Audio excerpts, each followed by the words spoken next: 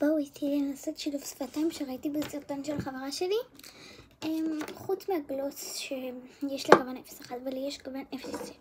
אוקיי, אז בואו נראה פשוט איך השילוב כאילו. היא התחילה עם תוכם של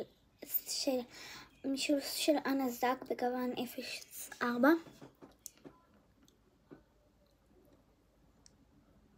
אני אחר כך אדשדש את התוכם,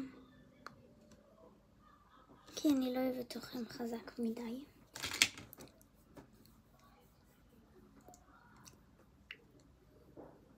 עכשיו היא שמה את הטינט של ביוטי קרה.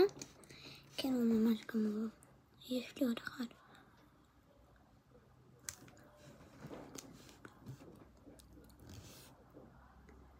במצלמה לא רואים את זה. זה נראה ממש חזק ומכוער. אבל היא שמה שפתון של סקרה בגוון 0.4.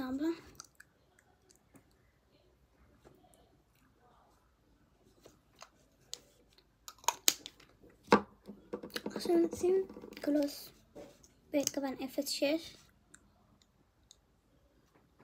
היא שמה את גוון 0.1. פשוט לי אין את גוון 0.1. אז שמתי אותו. ותגידו, עכשיו אני רוצה לעשות לכם סרטון. טוב, אני לא אגלה לכם, אבל תגידו לי צבע ורוד או כחול בתגובות.